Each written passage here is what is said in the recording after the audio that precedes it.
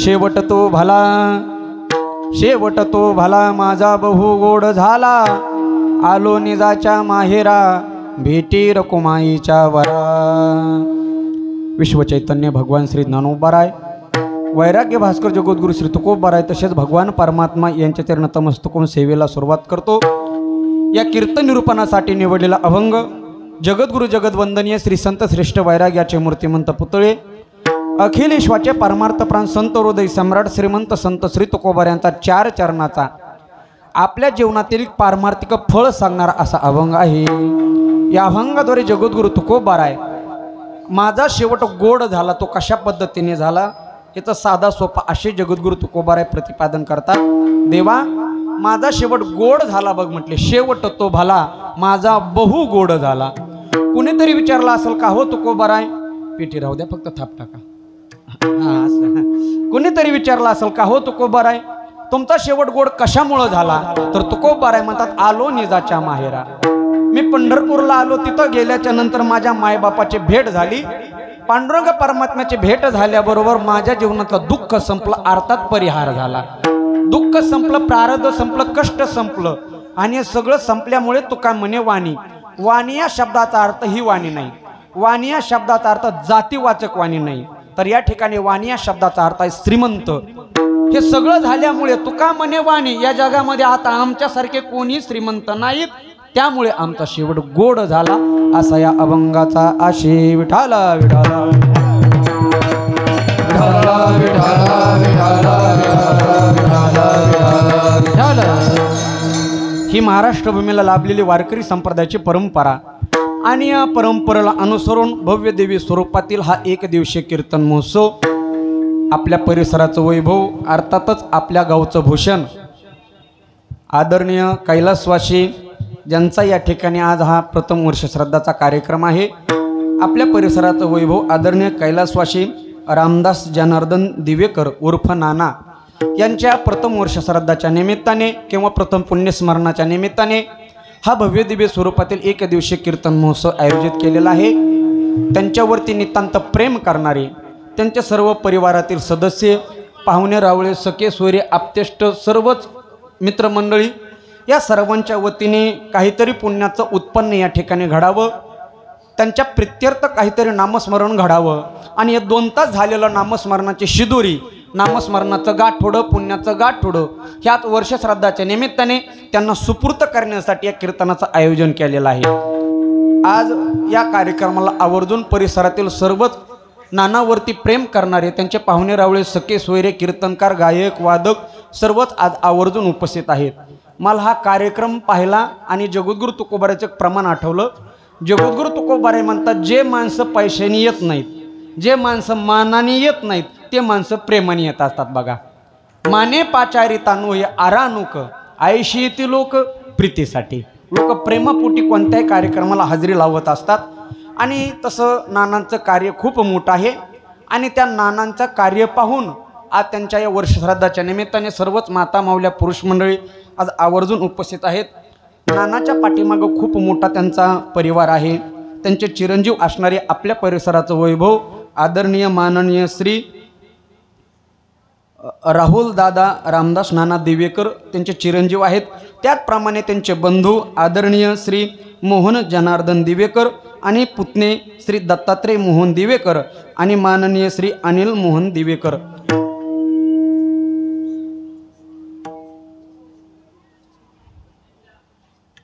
विठाला विठाला विठाला विठाला विठाला विठाला विठाला विठाला विठाला विठाला विठाला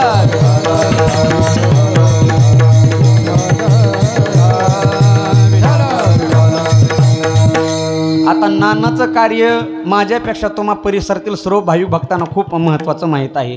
नानाने वेगवेगळे उपक्रम या ठिकाणी राबवलेले आहेत, खूप मोठा लढा आणि आपल्या परिसरातील आपण ज्या व्यवहारामध्ये सहज म्हणतो नाही हो, त्यांनी शून्यामधून विश्व निर्माण केलं। ही व्याख्या आज नानाकडे पाहून सार्थ ठरते बघा। एक कुठलीही व्यवस्थित परिस्थिती नसताना सामान्य घरामध्ये सामान्य कुटुंबातील एक व्यक्तिमत्व एवढा मोठा हा परिसर, एवढी मोठी संस्था, सामाजिक कार्य, राजकीय कार्य आणि विशेष म्हणजे आध्यात्मिक कार्य येऊपर्यंत आणू शकतं हे काही सोपं नाही महाराज. हा सर्व समाज त्यांच्यावरती नितांत प्रेम करणार आहे.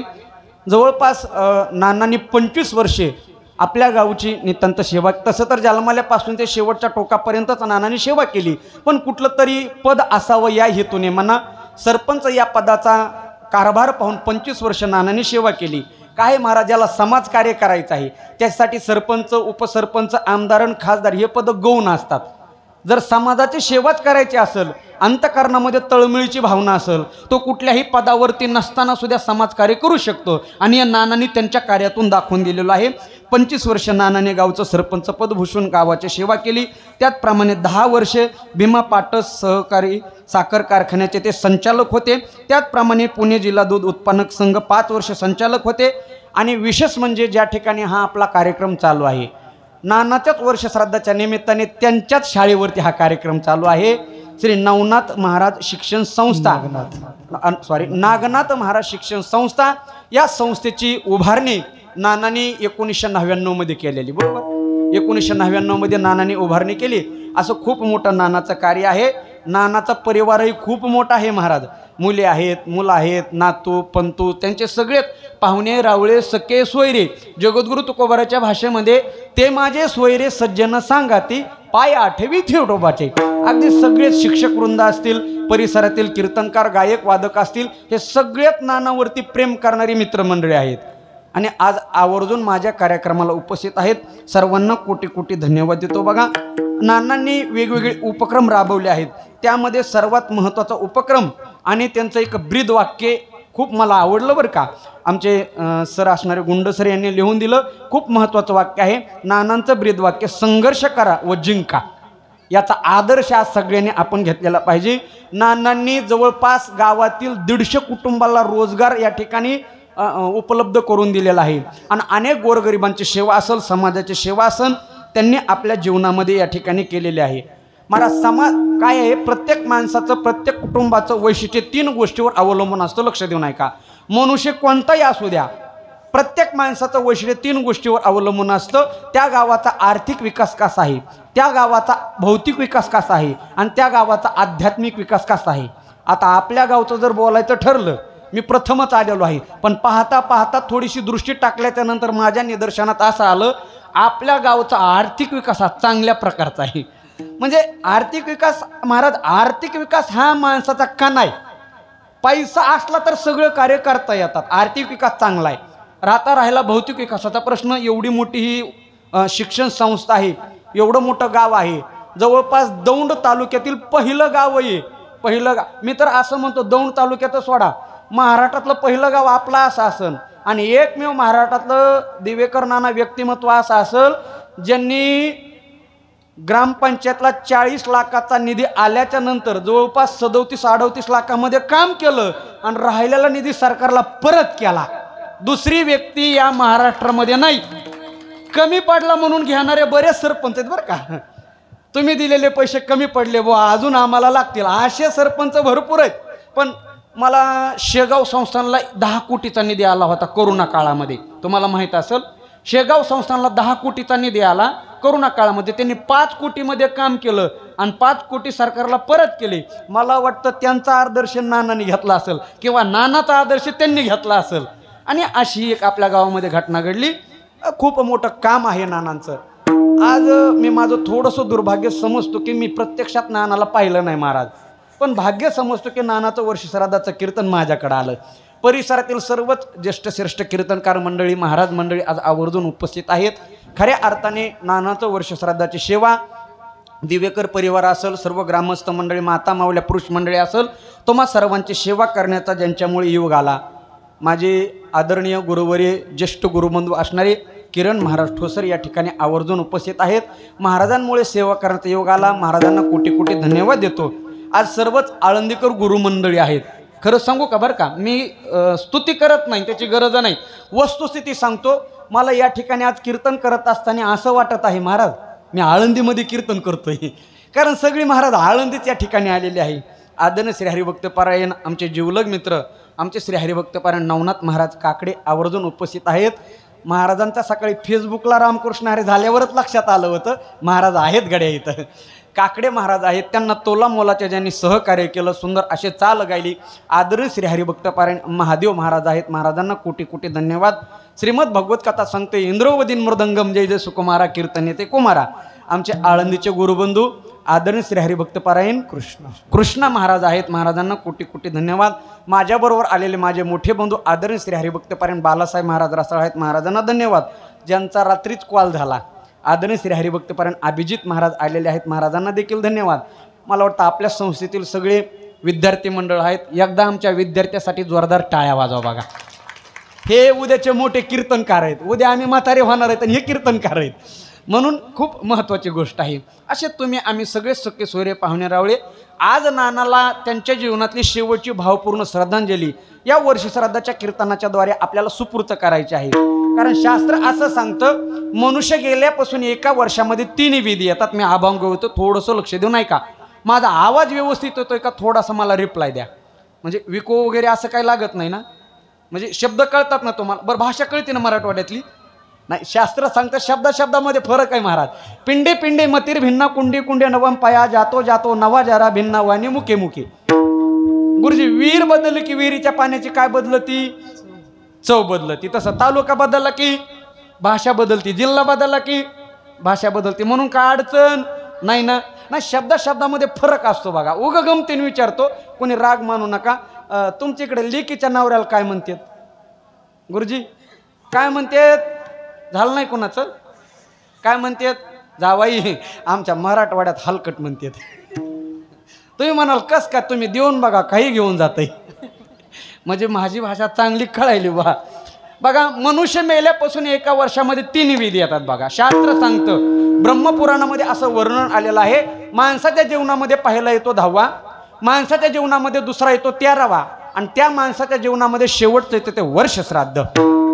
शास्त्र असं सांगतं या 3 विधीपैकी 2 शास्त्र आहेत आणि पहिला विधी आहे.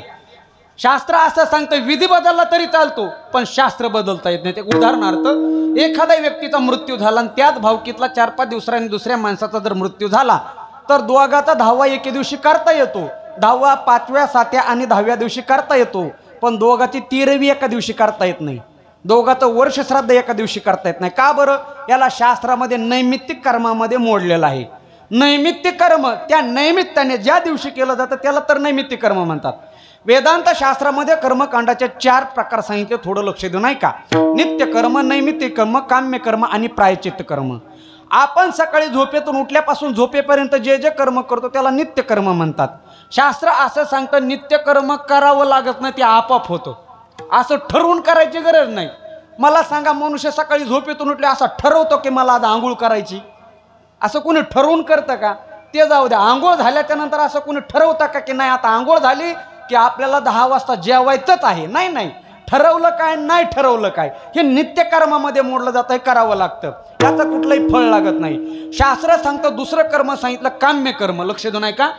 फलाच्या हेतूने केलं जाणारं कर्म म्हणजे काम्य कर्म. एक उदाहरणार्थ, एखाद्याचं शिक्षण भरपूर झालं पण त्याला जर नोकरी लागाना तर गावातले 4 शहाणे माणसं म्हणतात हे बघा मुलाचं शिक्षण भरपूर झालंय पण नोकरी लागत नाही, मग एक काम करा ना, एखादी पूजा करा, सत्यनारायणाची पूजा करा, एखादी दान दक्षिणा द्या, आषाढी पंढरपूरची वारी, काहीतरी चांगलं कर्म करा. का? फलाच्या हेतूने केलं जाणारं कर्म म्हणजे काम्य कर्म, फलापोटी केलं जाणारं कर्म. काहीतरी अपेक्षा ठेवून जे आपण कार्य करतो त्याला काम्य कर्म म्हणतात. तुम्हाला चालतं बोलतं उदाहरण सांगतो, लक्ष देऊ नाही का. एक 2-3 महिन्यापूर्वी महाराष्ट्रामध्ये मराठा समाजाला आरक्षण भेटावं म्हणून एका व्यक्तीने अमरून उपोषण केलं 17 दिवसाचं. त्यांचं नाव माहीत नाही असा महाराष्ट्रात माणूस नाही, आणि ज्याला नाव माहीत नाही तो महाराष्ट्रातलाच नाही. बरोबर आहे का ना. श्री मनोज जारांगे पाटील यांनी 17 ते 18 दिवस अमरून उपोषण केलं. उपोषण करण्याचा हेतू काय आहे? मराठा आरक्षण. म्हणजे काहीतरी भेटावं या हेतूने केलं जाणारं कर्म आहे. मराठ्याला आरक्षण भेटावं या हेतूने 17 दिवस अन्न पाण्याचा त्याग केला म्हणजे फलापोटी केलं जाणारं कर्म. याला माऊलीच्या ओवीचा आधार आहे. माऊली म्हणतात तैसे काम्य कर्म तैसे फळ भोगावयाशी बैशे. काम्य कर्माच्या हेतूने गेलं जाणारं कर्म. शास्त्रामध्ये तिसरं कर्म सांगितलं प्रायश्चित्त कर्म. पटापटा सांगतो. पाप नष्ट होण्यासाठी जे कर्म केलं जातं. उदाहरणार्थ बाबा मांजर मारल्यावर कुठं जातात? लोक लय हुशार आहेत. लोक काशी केलेली सांगतात पण मांजर मारलेली सांगत नाहीत. प्रायश्चित्त कर्म. आणि शास्त्रामध्ये सर्वात श्रेष्ठ कर्म सांगितलं नैमित्तिक कर्म. माऊली म्हणतात तसे सोम सूर्यग्रहणे येऊनी करती पार्वणे का माता पितर मरणे अंकित जे दिवस. आई वडिलांचं श्राद्ध आई वडिलांची पुण्यतिथी ज्या दिवशी असते त्याला नैमित्तिक कर्म म्हणतात. तसा हा दिवेकर या परिवाराच्या दृष्टीने हा नैमित्तिक कर्माचा दिवस आहे. बघा आज वर्ष श्राद्ध आहे. शास्त्र सांगतं वर्ष श्राद्ध हे प्रासंगिक कीर्तन आहे नाना. आणि प्रासंगिक कीर्तनामध्ये जर 10वा का करावं लागतं 13वा का करावं लागतं कीर्तन का करावं लागतं हे जर कळलं नाही ना. आज सगळे शिक्षक वृंदच आहेत महाराज या ठिकाणी. म्हणजे आज सगळे विज्ञानवादी लोक आहेत. बरोबर ना. विज्ञानवादी लोक आहेत. आणि विज्ञानवादी लोक पुरोगामी विचाराचे लोक विज्ञानवादी लोकांना कधी कधी असाही संभ्रम होऊ शकतो. काय गरज आहे महाराज कीर्तनाची? काय गरज आहे वर्ष श्राद्ध करण्याची? असं कुठं असतं का एवढा मोठा खर्च करायचा कीर्तन ठेवायचं अन्नदान करायचं? ह्यांनी त्या गेलेल्या व्यक्तीला काय फायदा होतो? लक्ष देऊ नाही का? कर्मकांड अत्यंत सूक्ष्म आहे. ज्याला कर्मकांड करता येतं त्यांनी हरिकीर्तन नाही केलं तरी चालतं पण कर्मकांड तशाच्या तसं झालं पाहिजे. वर्ष श्राद्ध करण्याचा अधिकार तेव्हाच प्राप्त होतो ज्यांनी एका वर्षामध्ये 48 प्रकारचे पिंडदान केलेत. किती? 48. मला सांगा या महाराष्ट्रामध्ये असं एकही कुटुंब नाही की ज्याच्याकडून 48 पिंडदान घडतात. नाही ना. माहीतच नाहीत महाराज कोणत्या विधीला करायचे आणि ते कधी करायचे माहिती का? तुम्हाला पटापटा सांगतो. तुम्ही फक्त मापत चला घोटाळा करू नका. शास्त्र सांगतं एका वर्षापर्यंत 48 प्रकारचे पिंडदान करावे लागतात. बघा ज्या वेळेला एखाद्या माणसाचा मृत्यू होतो स्त्री असो अथवा पुरुष असो मृत्यू झाल्याबरोबर आपण त्याला आपल्या घरामध्ये कुठंतरी भिंतीला टेकन देऊन बसवतो. बरोबर आहे का नाही? आणि मग सगळे पाहुणे रावळे सखे सूर्य गोळा झाल्याच्या नंतर मग महाराज त्याला त्या जागेवरून आपण हलवतो. त्याला हलवत्या वेळेस त्या ठिकाणी एक पहिला पिंडदान करावा लागतो. याला शास्त्रामध्ये शवदाह नावाचा पिंड म्हणतात. कोणता? शवदाह. आता याचा दाह होणार आहे म्हणून पहिला पिंडदान करायचा शवदाह. घराच्या बाहेर त्याला प्रथम स्नान घातलं जातं. बरोबर आहे ना? हीच प्रक्रिया इकडं सुद्धा. त्याला दुसरं पिंडदान करतात स्नान पिंडदान. किती झाले? आपलं चालू द्या. किती झाले? 2. बघा प्रत्येक सनातन धर्मामध्ये स्मशानभूमीमध्ये निहत्ताच्या वेळेस मधात एक विसावा असतो. तिथं एक पिंडदान करावा लागतो. त्याला खेचर नावाचा पिंडदान म्हणतात. किती झाले? 3. ज्या ठिकाणी त्या शरीराला अग्निडाग द्यायचा आहे ती जागा अगोदर पवित्र करावी लागते. न जाणो त्या जागेवरती अगोदर कुणाला तरी अंत्यसंस्कार केला असन. आणि हल्लीच्या काळामध्ये सनातन धर्मामध्ये किंवा कुठल्याही धर्मामध्ये स्मशानभूमीमध्ये त्याच्या अगोदर कितीतरी अंत्यसंस्कार होतात. म्हणून ती जागा पवित्र करायला लागते. त्याला भूत नावाचा पिंडदान म्हणतात. किती झाले? 4. हे झाले 4. ज्या वेळेला तो शरीर त्या ठिकाणी झोपवलं जातं अग्निडाग देण्यासाठी त्या ठिकाणी एक पिंडदान करावं लागतं. त्याला शवदान म्हणतात. पहिला शवदाह आणि 5वा शवदान. आता हे दान करायचंय. किती झाले? 5. आणि त्या तिसऱ्या दिवशी काही भागामध्ये दुसऱ्या दिवशी सावडण्याचा कार्यक्रम असतो. इकडं कधी? तिसऱ्या दिवशी. बरोबर आहे. आता ज्याची त्याची परंपरा वेगळी आहे. तिसऱ्या दिवशी सावडण्याचा कार्यक्रम असतो. आपण त्या सगळ्या हस्ती गोळा करतो. त्याला हस्ती संचय नावाचा पिंडदान म्हणतात. हे किती झाले? 6. हे झाले 6. आणि 10व्या दिवशी 10 पिंडदान देत असतात. पंचकर्मेंद्रिय पंचज्ञानेंद्रिय. हे किती झाले? 10. आता माझं शिक्षण थोडं कमी गुरुजी. 10 हे 6 किती झाले? 16. हे झाले 16. याला शास्त्रामध्ये नाव आलेलं आहे मलिन षोडशी. 16 दोन्ही 32 16 त्रिक 48. याला शास्त्रामध्ये नाव आलं मलिन षोडशी. मलिन म्हणजे अपवित्रपणा आणि आपल्या ग्रामीण भाषेमध्ये त्याला आपण विटाळ म्हणतो आणि त्याला शुद्ध भाषेमध्ये सुतक म्हणतात. हे 16 पिंडदान झाले की आपलं सुतक संपतं म्हणून हे मलिन षोडशी 16 पिंडदान करायचे. आता 10व्या पासून 13व्या पर्यंतचा कालावधी आहे 4 दिवसाचा. या 4 दिवसामध्ये दुसरे 16 पिंडदान करतात. कोणते कोणते बघा? पंचकर्मेंद्रिय पंचज्ञानेंद्रिय हे 10. ह्यांचे ना ह्या 10 इंद्रियाच्या देवता 10 असतात. ह्या 10 देवतांच्या नावाने 10 आणि पंचमहाभूताचे 5. किती झाले? 10 देवतांचे 10 आणि पंचमहाभूताचे 5. किती झाले? 15. आणि 13व्या दिवशी सर्व पाहुण्या रावळ्याने मिळून रक्ताच्या नात्याने मिळून एक शेवटचा पिंडदान समर्पित करावा लागतो. याला प्रार्थना नावाचा पिंडदान म्हणतात. किती झाले गुरुजी? हे 16 आणि पहिले 16 किती झाले? 32. पहिल्या 16ला दिलं मलिन षोडशी आणि दुसऱ्या 16ला शास्त्रामध्ये नाव दिलं मध्यम षोडशी. हे झाले 16. आता राहिले 16. कोणते बघा, 3 महिने पूर्ण होण्याच्या आदल्या दिवशी एक, 6 महिने पूर्ण होण्याच्या आदल्या दिवशी एक, 9 महिने पूर्ण होण्याच्या आदल्या दिवशी एक आणि 1 वर्ष पूर्ण होण्याच्या आदल्या दिवशी एक. हे किती झाले?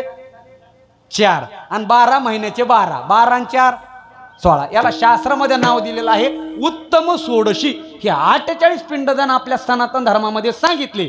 आता कीर्तन का करायचं या मुद्द्यावर येतोय बरं का मी, जरा सगळे विज्ञानवादी आहेत म्हणून. मला सांगा, जगातला असा कोणता मनुष्य आहे की जो गेलेल्या व्यक्तीच्या नावाने 48 पिंडदान करतो? नाही ना, आपल्याला माहितच नाही. कर्मकांड लय कठीण आहे महाराज. ब्रह्मपुराणामध्ये वर्णन आहे 48 पिंडदान करता येतात. मग महाराज याला शॉर्टकट मार्ग आहे. मधला मार्ग कोणता? आपण रोज हरिपाठामध्ये म्हणतो बघा, जर आपल्याकडून जर काही कर्मकांड झालं नाही, स्वर्गवासी झालेल्या व्यक्तीच्या नावाने अन्नदान झालं नाही, कर्मकांड झालं नाही, 10वा 13वा जर करता आलं नाही, त्याला शास्त्रामध्ये एकच पर्याय आहे, गेलेल्या व्यक्तीच्या नावाने खाली नामस्मरण करायचं. जर खाली नामस्मरण केलं तर त्याला वैकुंठाचा मार्ग मोकळा होतो. आपण रोज हरिपाठामध्ये म्हणतो बघा, काय म्हणतो? पूर्वजांना वैकुंठाचा मार्ग मोकळा होतो, पूर्वजा वैकुंठ मार्ग सोपा, ज्ञानदेव सांग झाला. तुम्हाला कीर्तन नाही करता आलं तरी करू नका, म्हणजे करू नकाच असा अर्थ घेऊ नका. पण जर काही अडचण असली तर गेलेल्या व्यक्तीच्या नावाने खाली एकदा हरिपाठ जरी केला ना, बस त्यांना वैकुंठाची गती प्राप्त होते. म्हणून नामस्मरण करावं लागतं.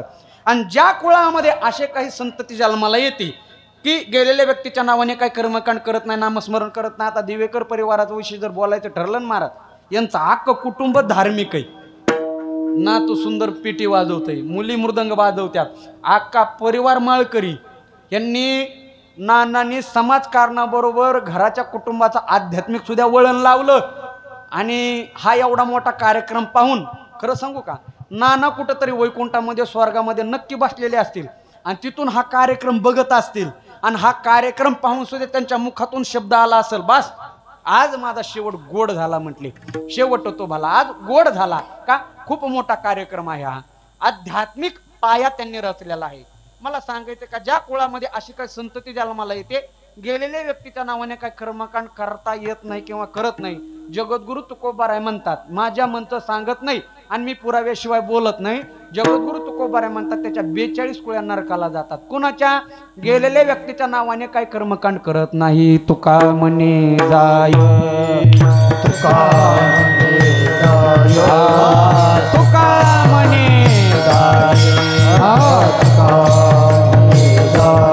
नरका भक्ताची माय, नरका भक्ताची माय, नरका भक्ताची माय, नरका भक्ताची माय, नरका भक्ताची माय, नरका भक्ताची माय. तुका म्हणे जाय, नरका भक्ताची माय, नरका भक्ताची माय, नरका भक्ताची माय.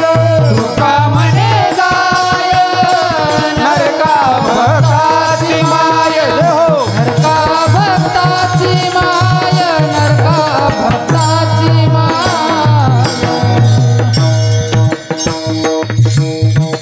संतांनी वर्णन केलं, अभक्त माणूस जर कुळामध्ये जन्माला, दुराचारी जर माणूस जन्माला, तर त्याच्या अनेक पिढ्या नरकाला जावं लागतात. म्हणून हे करावं लागतं महाराज.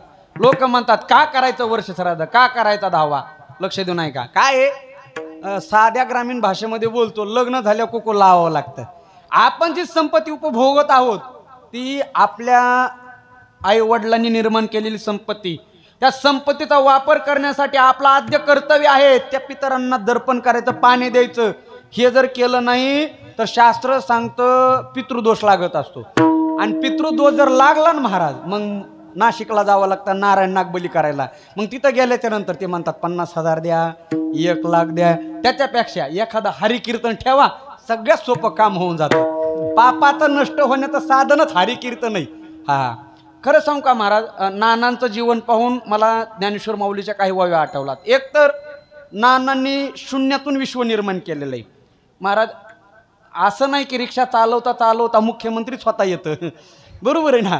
नानांकडे पाहून असं कळतं की रिक्षा चालवता चालवता एक आदर्श सामाजिक कार्यकर्ता सुद्धा होता येतं, जे नानांनी त्यांच्या जीवनामध्ये स्थान स्थापन केलेलं आहे. नानांचं शिक्षण तर भरपूर झालं. आता मला त्यांचे जिवलग मित्र भेटले होते महाराज, डॉक्टर अशोक पाटील. नानांची मैत्री त्यांच्याबरोबर. मगाशी पाटील नानांचं थोडंसं इतिहास सांगत असताना त्यांच्या डोळ्यातून टचकन पाणी आलं महाराज. हे मैत्रीचं प्रतीक आहे. माऊली म्हणतात जीवनामध्ये मित्र असावाच बघा. का ना तरी प्राणांचे सोयरे भेटे, जे भूतली जीवे संकटे, ते निवेदिताना वाटे संकोच काय. वाक्य सोपं आहे बघा. मित्र मित्र म्हणजे काय? पाटलांकडे पाहून मला आठवलं. मित्र मित्र म्हणजे काय? मायबाप म्हणजे भेटीला आलेला देव. आपले मायबाप म्हणजे भेटीला आलेला देव. गुरु म्हणजे देवाने दिलेली भेट, आणि मित्र म्हणजे देवालाही न मिळणारी अनमोल भेट. खरं सांगा, आपलं बरं चाललंय हे अख्ख्या जगाला सांगू शकतो. आपलं बरं चाललंय हे अख्ख्या जगाला सांगू शकतो, पण नेमकं काय खरं चाललंय हे कोणाला सांगू शकतो? मित्राला सांगू शकतो. तशा नानाने त्यांच्या जीवनामध्ये मित्र सुद्धा जोडले महाराज. नानांचं शिक्षण भरपूर झालं. शक्यतो असे माणसं कमी असतात की ज्यांनी विज्ञानाबरोबर अध्यात्माची जोड दिली बरं का महाराज. आणि खरं सांगू का, विज्ञान अपुरा अध्यात्माशिवाय. आता सगळं स्टाफ बसलेल्या शिक्षकांचा थोडंसं तुम्हाला बाजूला गेल्यासारखं वाटन, पण माझं मत पटवून देतो. शास्त्र असं सांगतं विज्ञान शून्य महाराज अध्यात्मापुढं. मी पटवून देतो तुम्हाला. ते कसं बघा, ज्या ठिकाणी विज्ञानाला अध्यात्माची जोड लागते त्या ठिकाणी यश कीर्ती राहत असते, त्या माणसाच्या जीवनामध्ये उत्कर्ष होत असतो. नानांनी त्यांच्या जीवनामध्ये विज्ञानाला अध्यात्माची जोड दिली म्हणून त्यांचं एवढं मोठं नाव झालेलं आहे. तुम्हाला छोटासा प्रयोग सांगतो. एखादा कुंभारदादा मडकं घडवत असेल, तुम्ही पहा प्रक्रिया. ज्या वेळेला कुंभारदादा मडकं घडवतो त्यावेळेला त्या कुंभारदादाचा एक हात मडक्याच्या बाहेरून असतो आणि एक हात मडक्याच्या आतून असतो. तुम्ही थोडं बोला, मी थोडं बोलतो. एक हात आतून असतो. बाहेरचा हात त्या मडक्याला आकार देतो, आतला हात त्या मडक्याला आधार देतो. तसं विज्ञान या जगाला आकार देण्याचं काम करतं, पण आमचं अध्यात्म या जगाला आधार देण्याचं काम करतं. सांगू का महाराज, ज्या ठिकाणी विज्ञान थांबतं तिथून अध्यात्म सुरू होतं. हे जे जगातलं सगळं विज्ञान आहे ना, हे सगळं माऊलीच्या ज्ञानेश्वरीतलं चोरलेलं विज्ञान नाही. मी थोतान बोलत नाही, पुराव्याशिवाय बोलत नाही. कारण गुरुवारी राऊत महाराज म्हणत असतात, वक्त्याच्या बोलण्याला धार नसली तरी चालतो, आधार पाहिजे बघा. पुराव्याशिवाय बोलायचं नाही. सगळं जगातलं विज्ञान हे ज्ञानेश्वरीतलंय. विज्ञानाची सुरुवात ही अध्यात्मामधून झालेली शिक्षक वर्ग आहेत. तुम्हाला 4-5 नमुने सांगतो बघा. विज्ञान सांगतं, गुरुजी बरं का गुंड सर, विज्ञान सांगतं हातातल्या घड्याळीचा शोध 1530 साली गॅलिलिओने लावला. गुगलला सर्च करून बघा. हातातील घड्याळीचा शोध गॅलिलिओने लावला असं विज्ञान सांगतं. पण मी सांगतो त्याचा शोध आमच्या ज्ञानेश्वर माऊलींनी 12व्या शतकामध्ये ज्ञानेश्वरमध्ये लावला. पुरावा आहे का? माऊली म्हणतात, उपजेते नाशे, नाशे ते पुनरपी दिशे, हे घटिका यंत्र जैसे परिभ्रमे. गावाव्या सगळ्याला पाठ आहेत. जन्म मृत्यूचा सिद्धांत पटवून देण्यासाठी माऊलींनी घड्याळीचा शोध लावला महाराज. हे आमचं अध्यात्म आहे. विज्ञान सांगतं, आता आपण सगळे शिक्षक आहात, आपण शाळेमध्ये शिकवतो. विज्ञान सांगतं सूर्य फिरत नसून सूर्य स्थिर आहे आणि सूर्याच्या भोवती काय फिरते?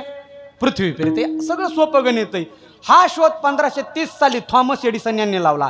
पण विज्ञान सांगतं तो शोध 12व्या शतकामध्ये संत सम्राट ज्ञानेश्वर माऊलींनी लावला. माऊली म्हणतात, ऐका पुरावा, तशी उदो अस्ताचेने प्रमाणे न चालता सूर्याचे चालणे, तसे नैष्कर्म्यत्व जाणे कर्मेची असता. नैष्कर्म्य सिद्धांत पटवून देण्यासाठी माऊलीने एवढा मोठा शोध लावला. चला तुम्हाला सगळ्यात साधा सोप सांगतो विज्ञानाचा. सगळे शिक्षक लोकांनी विद्यार्थ्याला शिकवलेला आहे तो. मला सांगा, गुरुत्वाकर्षणाचा शोध कुणी लावला बरं? Newton, Isaac Newton. गुरुत्वाकर्षणाचा शोध 1725 साली आयझक न्यूटन यांनी लावला. असं म्हणतात तो सफरचंदाच्या झाडाखाली बसलेला होता, सफरचंद खाली पडलं म्हणून शोध लागला गुरुत्वाकर्षणाचा. पण हे सुद्धा माऊलीच्या ज्ञानेश्वरीतलं उष्ट आहे. नवनाथ महाराज पुरावा आहे का? माऊली म्हणतात का, पृथ्वी परिमाण उचलिले आणि पृथ्वी वेगळे नाही केले आणि मागावते जरी आली पृथ्वीची पुरी. काय गोडववी. माऊली म्हणतात सोसाट्याचा वारा सुटावा आणि त्या वाऱ्यामध्ये पृथ्वीतल्या अनेक वस्तू त्या हवेने आकाशामध्ये उडतात, पण त्याचा आकाशाचा त्या वायूचा झोत निघून गेला की पृथ्वीच्या आकर्षण शक्तीमुळे त्याला पृथ्वीवरती येतात. याला म्हणायचं गुरुत्वाकर्षण शक्ती. दुसरा पुरावा सांगतो, जर लांबचा प्रवास असेल आणि प्रवास जर चांगला व्हावा, बघा आता सगळेच प्रवासीत, लांबचा जर प्रवास असेल, प्रवास जर चांगला व्हावा असं वाटत असेल तर झोपून केलेला प्रवास चांगला होतो का बसून केलेला प्रवास चांगला होतो? तुम्ही थोडं बोला, मी थोडं बोलतो. बोला. प्रवास कसा आरामदायक होतो, बसून का झोपून? शिक्षक, कसा होतो?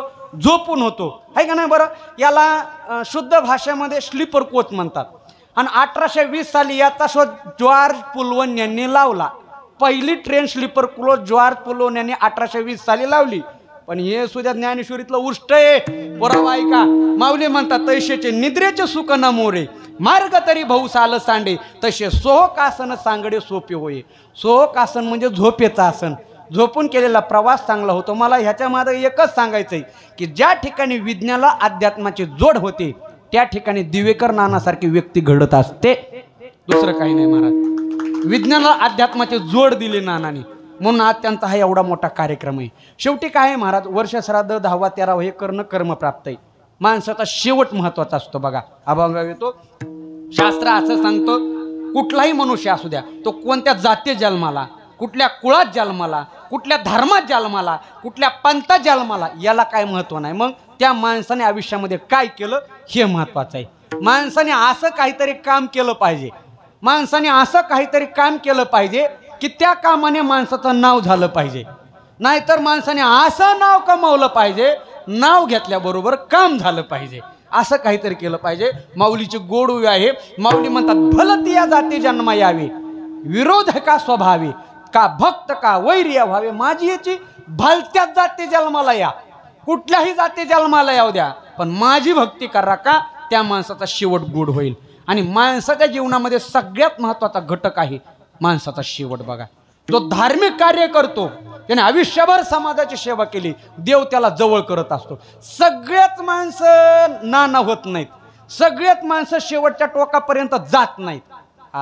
एक तुम्हाला उदाहरण सांगतो. आता हिवाळा आहे का पावसाळा आहे सध्या काहीच कळा नाही महाराज. आबाळ येतं, हिव वाजत आहे. युती केली ह्यांनी पावसाळ्याने हिवाळीने केली का नाही.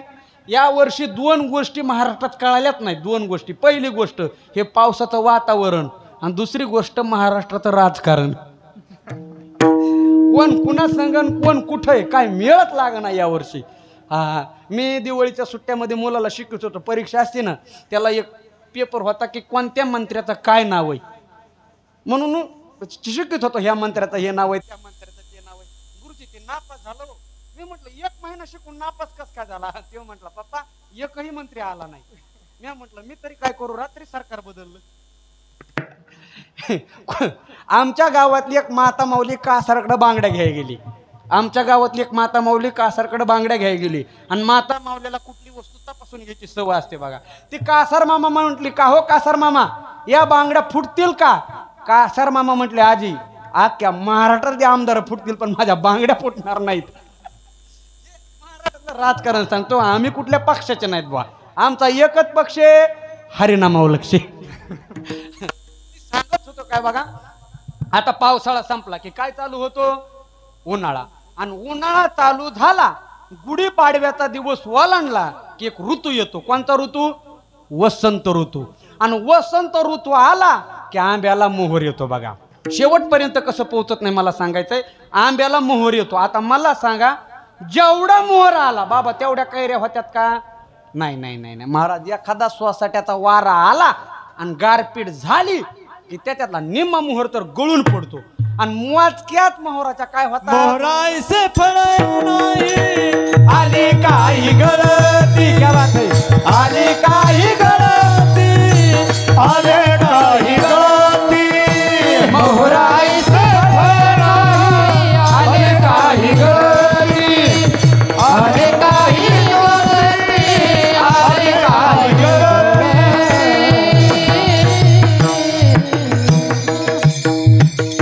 तुकोबाराने गाथ्यामध्ये उदाहरण दिलं आंब्याचं.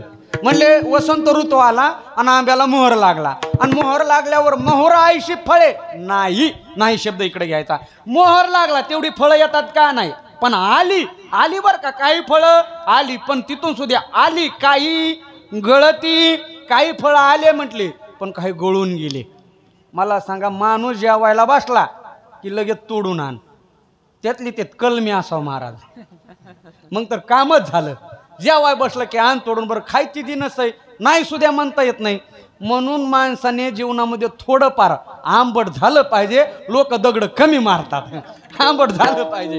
कलमी असलं की लोक तोडून आणतात. मला सांगा सगळ्यात मोहराच्या कैऱ्या झाल्या का.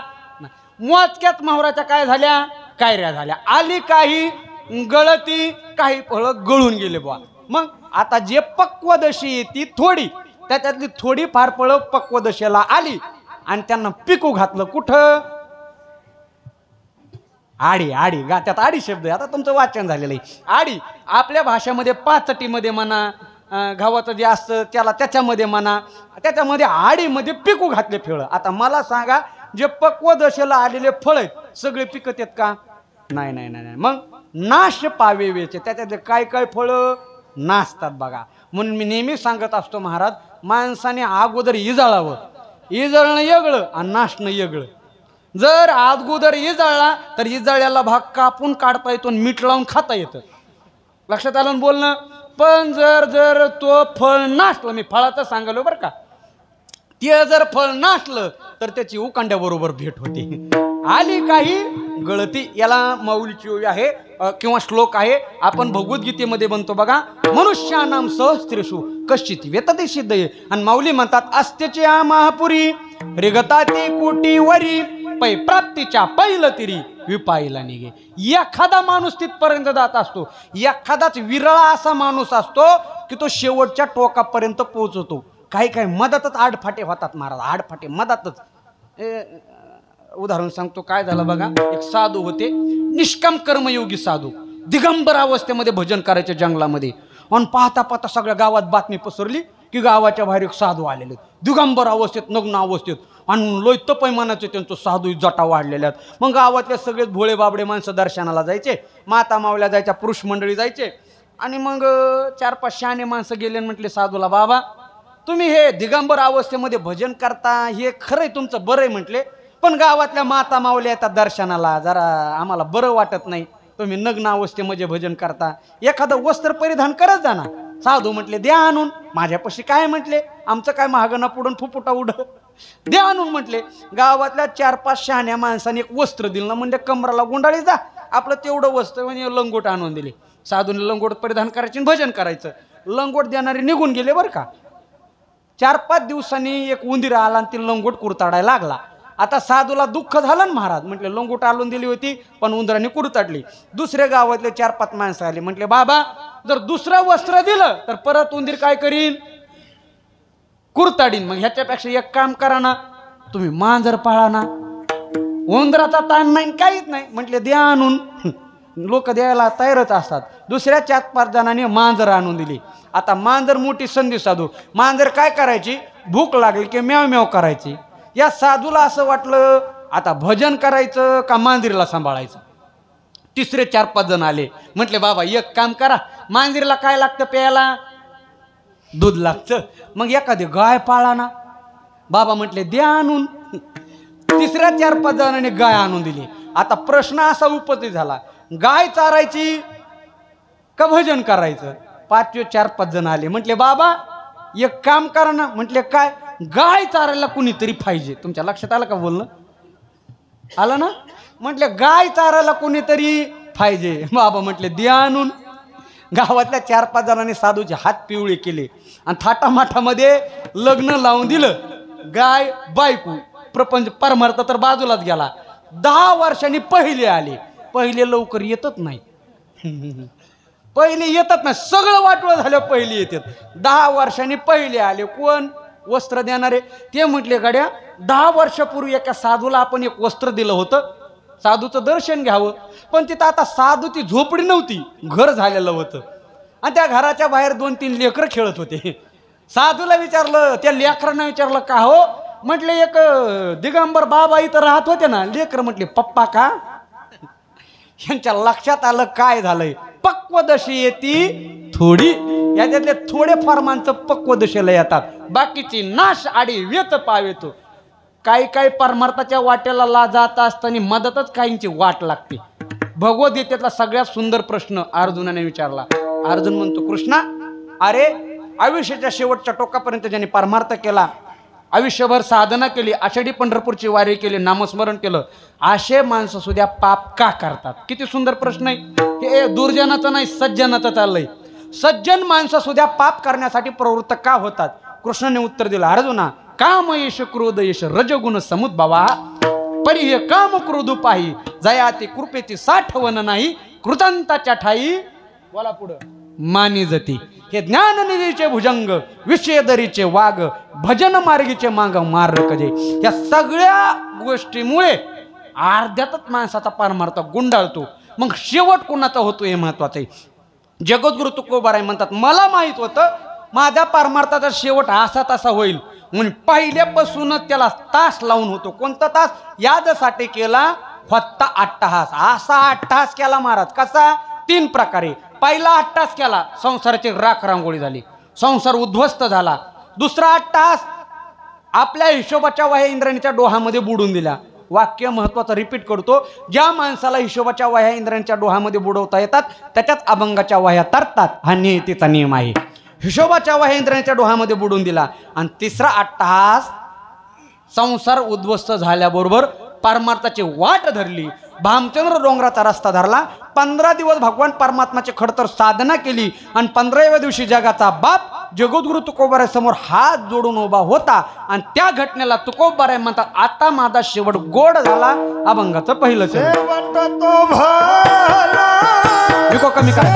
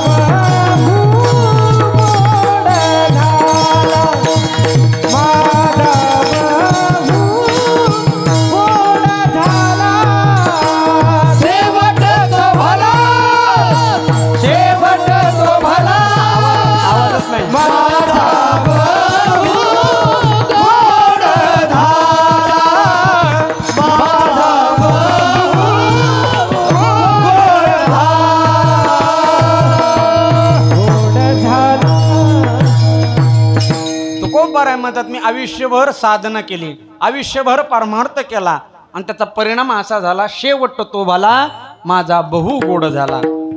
आपला होतो तो मृत्यू आणि संताचा होतो तो शेवट. शेवट आणि मृत्यू याच्यामध्ये फार मोठा फरक आहे. आपण बोलत बोलत म्हणतो त्यांचा शेवट गोड झाला. सामान्य माणसाचा जीवाचा शेवट गोड होत नाही, जीवाचा होतो मृत्यू. मृत्यू आणि शेवट यांच्याचा थोडासा फरक सांगतो. विदारेने स्वामींनी पंचदशीमध्ये एक सूत्र सांगितलं बघा.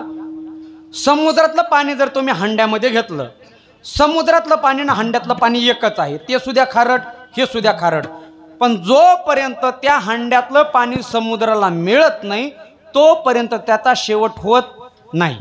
एखादा व्यक्ती आला, हंड्यातलं पाणी घागरीमध्ये टाकलं, लक्ष देऊ नये का, हंड्यातलं पाणी घागरीत टाकलं, आता त्या पाण्याचा शेवट झाला का बदल झाला? बदल झाला. बदल म्हणजे मृत्यू, शेवट नाही. तिसरा मनुष्य आला, त्याने त्या घागरीतलं पाणी घेतलं, माठामध्ये टाकलं. अजून काय झाला त्याचा? अहो बदल झाला. परत कुणीतरी आलं, माठातलं पाणी दुसऱ्या एखाद्या भांड्यामध्ये टाकलं. अजून काय झाला? बदल.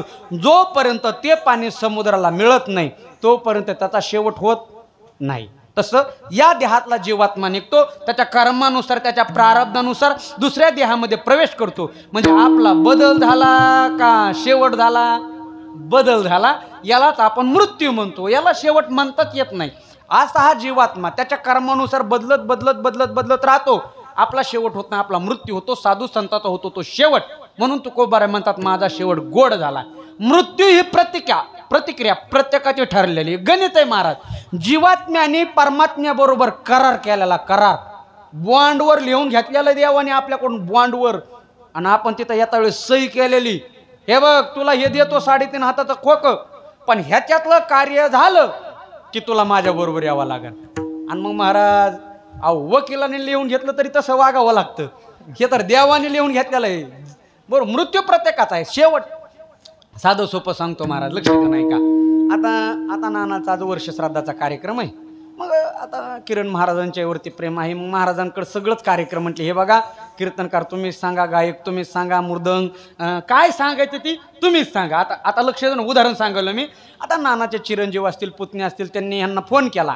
आता कीर्तन करायचं म्हणलं ह्याला साहित्य लागतं का नाही बाबा? लागते का नाही? काय लागतं ह्याला? टाळ लागतात, मृदंग लागतो, विणा लागतो, माईक लागतं, पेटी लागतं का नाही? आता मला सांगा, हे जे साहित्य आहे, लक्ष देऊ नका बरं का, मी गमतीने बोलायला कोणी राग मानू नका. आता हे जे साहित्य आहे हे या परिवाराचं आहे का महाराजांची उष्ण आणलेलं आहे? बोला ना. उष्ण आणलेलं हे यांचंही नाही, परिवाराचं नाही. मृदंग वादकाला म्हटले एक काम करा, तुम्ही मृदंग घेऊन या, म्हणून ह्यांनी मृदंग आणला. हे म्हटले कार्यक्रम किती तासाचा आहे? म्हटले 2 तासाचा, रंगला तर 4 तासाचा. ह्याच्या पुढं जात नाही, ह्याच्या पुढं भांडवल ह्याच्या पुढं जात नाही. म्हटले 2-2.5 तासाचा कीर्तन नाही. ह्यांनी मृदंग आला. पेटी मास्तरला सांगितलं तुम्ही पेटी घेऊन या, ह्यांनी पेटी आणली. माईक सिस्टमवाल्याला सांगितलं माईक घेऊन या, ह्यांनी आणले. आता लक्ष देऊ नये का. आता हे आणलेलं साहित्य हे कसं आणलंय बाबा? उष्ण. आता हे साहित्य कीर्तन झाल्याच्या नंतर ज्यांचं त्यांना देऊन टाकायचं का इंदापूरला नेऊन विकायचं? बोला तुम्ही थोडं बोला. काय करायचंय? देऊन टाकायचंय. कसं आणलं हे? उष्ण आणल्यामुळे काय करायचंय? काय बात आहे?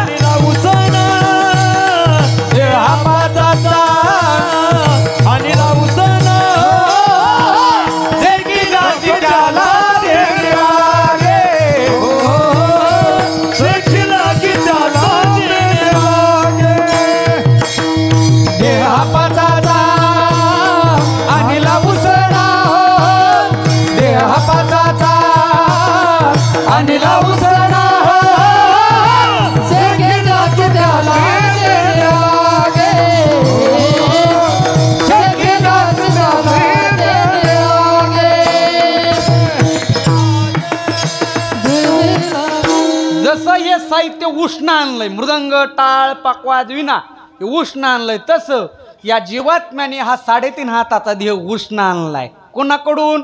पंचमहाभूताकडून. पृथ्वी, आप, तेज, वायू आणि आकाश. तुकोबाराय म्हणतात उष्ण आणलेलं वापस द्यावं लागतं. शरीर काय? लक्ष देऊ नये का बरं का. पैसे सुद्धा उष्ण आणलेले द्यावं लागतात. पण काही लोक लयत उष्ण आणलेले वापसच देत नाहीत. मी माझ्या मनचं सांगत नाही, तुकोबाराय म्हणतात उष्ण आणलेलं जर वापस दिलं नाही तर देणाऱ्या व्यक्तीची तळमळ लागत असते आणि ती शाप देत असते. म्हणून तुकोबारायचं प्रमाण आहे, राहू निधी बाकी दान ज्यासे त्यासे देऊन टाकी. नसावे ओशाळ, याच्यातलं 3रं चरण. तुम्हाला जर मानपान पाहिजे असेल तर लोकांचं उष्ण ठेवू नका, ज्याची त्याला देऊन टाका. मग व्यवहारातली वस्तू असो, पैसा असतो, मान असो, सन्मान असो, उष्ण आणलेला आहे. तसं देह पंचमहाभूत आता उष्ण आणला, शेवटी ज्याची त्याला देऊन टाकायचं आहे, याला आपण शेवट म्हणतो. तुकोबाराय म्हणतात माझा शेवट गोड झाला. का हो तुकोबाराय, तुमचा शेवट गोड कशामुळे झाला? भगवान परमात्मामुळे. देवाला धरून काही केलं की माणसाचा शेवट गोड होतो. लक्ष देऊ नका बरं का, खूप महत्वाचं चिंतन आहे. देवाला धरून तुम्ही काही करा, माणसाचा शेवट कसा होतो? गोड होतो. गोड. देवाशिवाय शेवट गोडच होत नाही महाराज. तुम्ही व्यवहारातलं कुठलंही कार्य करा, पण देवाला धरून करा. देवाला धरून केलं की माणसाला वैकुंठाची गती. अहो मी पुराव्यासहित बोलतो, एका स्त्रीने व्यभिचार केला, माथ्यातला नाही, एका स्त्रीने, एक स्पष्टच बोलतो, एका स्त्रीने वेश्या व्यवसाय केला महाराज, पण देवाला धरून केला. तिचं नाव गणिका. पुराणामध्ये वर्णन नाही तिचं, माथ्यातलं नाही, पुराण. गणिकेने व्यभिचार केला आणि एक पोपट पाळला. पोपटाचं नाव काय ठेवलं? राघव. आणि मग महाराज हळूहळू वय झालं आणि तिचं लय प्रेम राघव त्या पोपटावरती. मग तिला मृत्यूच्या क्षणाला अशी चिंता वाटू लागली, मी मेल्याच्या नंतर माझ्या राघवचं कसं होईल, माझ्या पोपटाचं कसं होईल.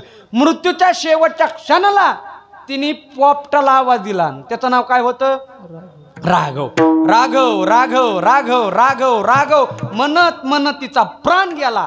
त्या पोपटाने तिचं ऐकलं का नाही मला माहित नाही, पण त्या राघवाने ऐकलं वैकुंठातल्या. आणि थेट महाराज एका नामासाठी गणिका बैसविली वैकुंठी. एका नामासाठी तिने वाईट कर्म केलं, पण देवाला धरून केलं. तुम्ही काही करा महाराज, देवाला धरून केलं पाहिजे. देवाला धरून केलं सगळंच गोड होतं. सगळं संत महात्म्यांनी वर्णन केलं महाराज. मांस, चर्म, हाड देवा अवघीच गोड. मला सांगा, मांस चांगलंय का? मांस खाणं विकणं चांगलंय का? मांस विकणं ही गोष्ट वाईट आहे का बरी? तुम्ही थोडं तरी बोला ना वा. मी एकट्यात माझा जीव कवर घेतात, मी हानू हानू घेईन आता उग. मांस विकणं तुम्हाला सटवायची शपथ. आता मांस विकणं ही गोष्ट बरी का वाईट आहे? वाईट आहे. वाईट बरोबर आहे का नाही? पण कर्मप्राप्ताने एका संतांकडे व्यवसाय आला होता मांस विकायचा. काय नाव? सज्जन कसाया. गोष्ट वाईट आहे, पण देवाला धरून केली बघा. देवाला धरून केली, देवाने तराजू धरलं. सज्जन कसाया विकू लागे मांस. देवाने तराजू धरलं. गोष्ट वाईट आहे, पण देवाला धरून केली. लक्ष देऊ नका. मांस, चर्म, आता काताड नाशिवंत आहे महाराज. आता काताड्याची विक्री करणं सुद्धा वाईट आहे महाराज, हे अपवित्र आहे, वास येतो याचा. पण एका संताने काताड्याचा व्यवसाय केला का नाही? पण देवाला धरून केला तर चर्म रंगू लागे. देव म्हणायचा मी तुझं काम करतो. देवाला धरून केलं. अजून तुम्हाला पुढं सांगतो, लक्ष देऊ नाही का. हाड चांगलेत का? हाड माणसाचे नाही. हाड कधी पवित्र असतात का? देह तर पवित्र आहे, हाड पवित्र कसे होतील? पण एका संताचे हाड सुद्धा पवित्र झाले का? बरं, कर्म प्राप्त आणि जन्म सुद्धा मातंग समाजामध्ये झालेला. पुराव्यासहित बोलतो. उच्च जन्म दलित समाजामध्ये झालेला त्या संताचा. आणि मग महाराज पंढरपूरमध्ये मंदिरामध्ये प्रवेश नाही, येशीजवळ प्रवेश नाही, पांडुरंगाला स्पर्श करायचा प्रवेश नाही. त्या काळातलं 14व्या शतकातला अधिकार नाही महाराज. मग त्या संताचं नाव चोखोबाराया. चोखोबारा दर्शनासाठी निघाले. पंढरपूर मधल्या काही बडव्याने आवडलं, सांगितलं चोखोबा तुमचा जन्म दलित समाजामध्ये झालेला, तुम्हाला मंदिरामध्ये येण्याचा अजिबात अधिकार नाही.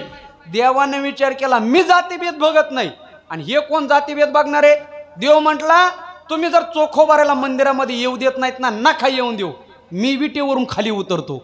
महाराज जगाचा बाप पांडुरंग परमात्मा विटेवरून खाली उतरला, मंदिराच्या बाहेर आला आणि चोखोबाराला कडकडून मिठी घातली.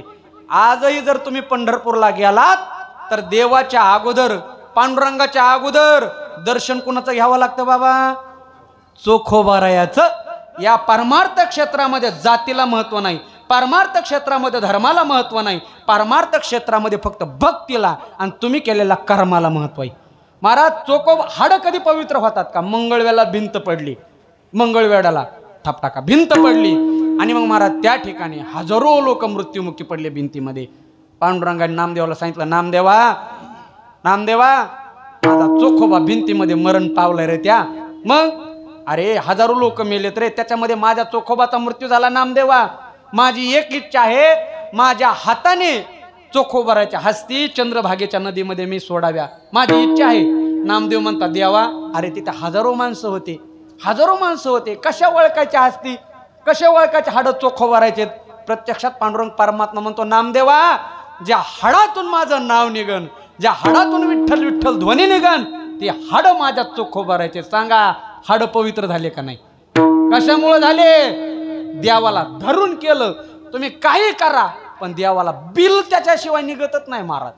देवाला धरून केलं चांगलंच बिल निघतं. अजून तुम्हाला सांगतो महाभारतातलं, लक्ष देऊ नाही का, महाभारतातले. आता कोणाला वाटण हे काय विरुद्ध पक्षातलेत का काय, पण तुम्हाला मी पटवून देतो. बघा महाभारतामध्ये, आता आपण सगळे माझ्यापेक्षा वयस्कर आहात, माझ्यापेक्षा जाणकार आहात, मी आपला लहान कीर्तनकार आहे, पण लक्ष देऊ नाही का.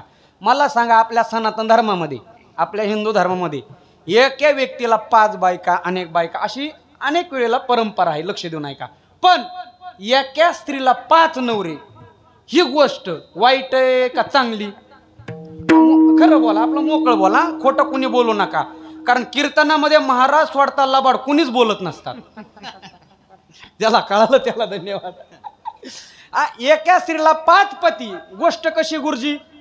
बोला बोला, गोष्ट कशी, चांगली का वाईट आहे? वाईट आहे, गोष्ट वाईट आहे. द्रौपदीला किती नवरे? 5 नवरे, पण देवाला धरून कर्म करत होती. म्हणून द्वारकेचा राया पांडवा, तरी सुद्धा हा त्यांच्याच घरी. अजून तुम्हाला महाभारतातलं पुढं सांगतो बघा, पुराव्यासहित बोलतो बरं का मी, महाभारतातलं सांगतो. चला पुढं. मला सांगा, लक्ष देऊ नाही का, मला सांगा, आपल्या सनातन धर्मामध्ये, मोकळं बोलतो बरं का मी, आपल्या सनातन धर्मामध्ये लग्न झाल्या मुलं बरे का अगोदर? आपण महाराज सनातन धर्मातल्या लग्न झाल्यावर, पण कर्णाचा जन्म कधी झाला बाबा? लबाड बोलायचं ना, माझ्या व्यक्ती येईन पुन्हा. कर्णाचा जन्म कधी झाला? लग्नाच्या अगोदर. तरी सुद्धा द्वारकेचा राणा, तरी सुद्धा हा पांडवाच्याच घरी. अजून पुढं सांगतो, आंतरजातीय विवाह ठीक आहेत, आता चालू आहेत, बरोबर आहे का ना? आंतरजातीय विवाह होतात, जाऊ द्या. आंतरधर्मीय सुद्धा विवाह होतात. हिंदूची मुलगी मुस्लिम करतो, मुस्लिमाची मुलगी हिंदू करतो, इथपर्यंत ठीक आहे. पण माणसाचं आणि राक्षसाचं लग्न कधी ऐकलंय तुम्ही? ही घटना कशी, बरी का चांगली? आता बोला, काय झालं? घटना कशी, बरी का चांगली? वारकरी कशी? अहो वाईट आहे ना, बरी बी नाही चांगली बी नाही, घटना वाईट आहे. भीमाचं लग्न कोणाबरोबर झालं? मी लॉकडाऊन मध्ये सगळं महाभारत वाचलंय महाराज, आणि महाभारत वाचलं की राजकारण कळतं. म्हणून आदरणीय शरदचंद्र पवार महाभारत वाचतात.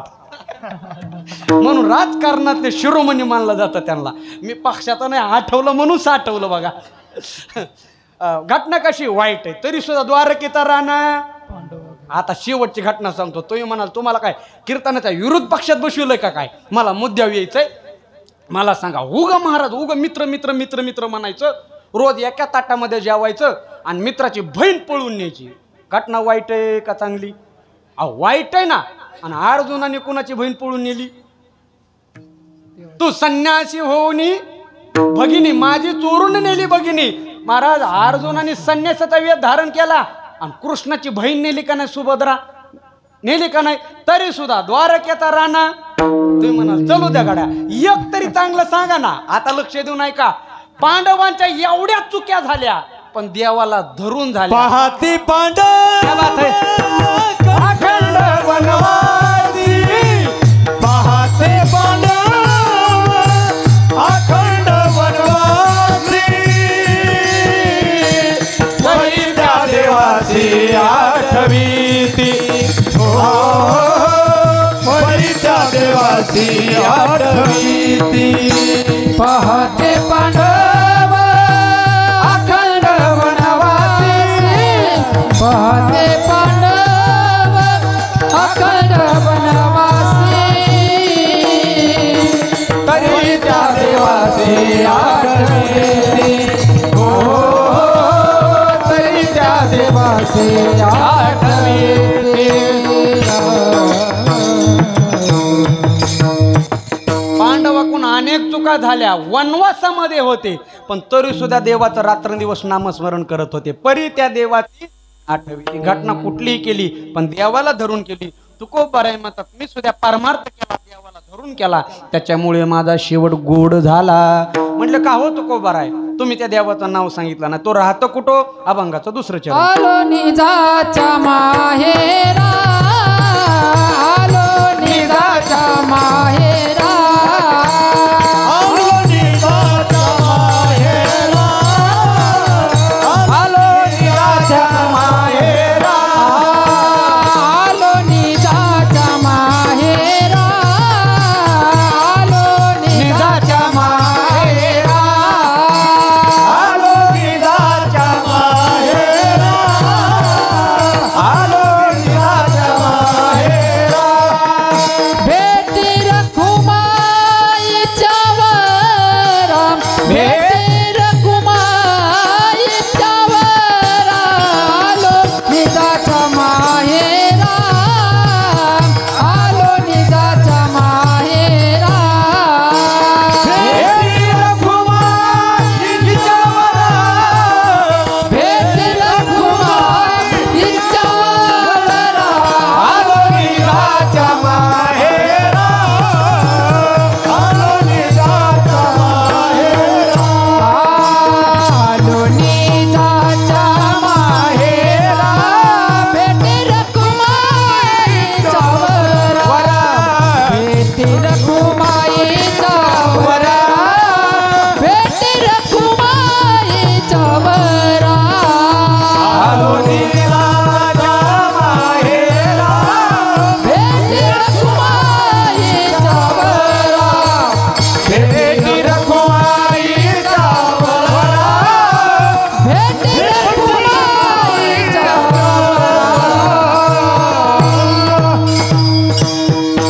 जगद्गुरु तुकोबाराय म्हणतात माझा शेवट गोड होण्याचं कारण मी निजाच्या माहेराला आलो. तिथं आल्याच्यानंतर मला पांडुरंग परमात्म्याची भेट झाली, पण त्याचं नाव घेतलं नाही. तिथं रुक्मिणीला मधात घातलं. भेटी रखुमाईच्या वरा. आणि काम जर लवकर होत नसेल तर रुक्मिणीला मधात घालावं लागतं. काम जरा लवकर होतं. रुक्मिणीकडून वशिला लावला की काम होतं, कारण पाय लक्ष्मीचे हाती, लक्ष्मीच्या हातात पांडुरंग परमात्म्याचे पाय आहेत. म्हणून भेटी रखुमाईच्या वरा. प्रश्न असा आहे महाराज, त्याची भेट झाल्याच्या नंतर काय झालं? परिहार झाला अवघ्या दुःखाचा मागेला. माझ्या जीवनातला परिहार झाला. परिहार होणे म्हणजे दुःखातून सुखाकडे वाटचाल होणे. परिहार होणे म्हणजे आपण आषाढी पंढरपूरची वारी करतो. आपल्या भाग्याने जगद्गुरु तुकोबाराचा मुक्काम आपल्याच गावामध्ये महाराज. पालखीचा मुक्काम इथंच आहे. इथून वारकरी पंढरपूरला निघतो. त्रास सहन करावा लागतो. 21 दिवसाचा प्रवास असतो. पाय दुखतात, पायाला गोळे येतात, चिखल माती ऊन वारा पाऊस हे सगळं दुःख सहन करून जेव्हा वारकरी पंढरपूरमध्ये येतो आणि एकदा का पांडुरंग परमात्म्याच्या मंदिराचं दर्शन होतं, बस भाग गेला, शीन गेला, अवघा झाला आनंद. आनंद प्राप्त होतो. याला म्हणायचं परिहार होणे. दुःखातून सुरुवात होते. शास्त्र सांगतं यत्तदग्रे विषमी व परिणामे मृतोपमम तत्सुखम सात्विकम प्रोक्त मात्मबुद्धी प्रसादजम. अध्याय 18. जेव्हा एखाद्याची सुरुवात दुःखातून होते पण त्याचा परिणाम चांगला होतो, याला परिहार होणे. खरं सांगू का महाराज, नानांच्या जीवनाची सुरुवात दुःखातून झालेली. कारण सोपं नाही महाराज. दिवसभर शाळेची फीस भागावी, दिवसभर शाळा करावी, म्हणून संध्याकाळी रिक्षा चालवला. हे काय सोपं आहे का हो? याला अंतकरणामध्ये आस लागत असते, वृत्ती लागत असते. कष्ट केलं, परिश्रम केला, पण हे एवढं वैभव निर्माण केलं, याला म्हणायचं परिहार झाला. याला म्हणायचा दुःखाचा मागीला. मग महाराज याच्यामुळं काय झालं? तुकोबाराय म्हणतात तुका म्हणे वाणी गेली आता नेऊ धनी. वाणी म्हणजे श्रीमंत.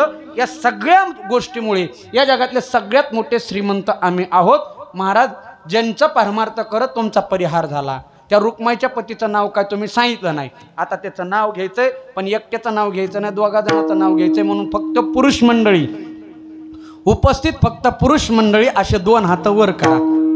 करा करा. तिकडं आजूबाजूला बसलेले, इकडं बसलेले शिक्षक वर्ग 2 मिनिटं वारकऱ्यासाठी. वा वा वा. 2 मिनिटं हात वर करा आणि मोठ्या प्रेमाने त्या भगवान परमात्म्याचं भजन करा.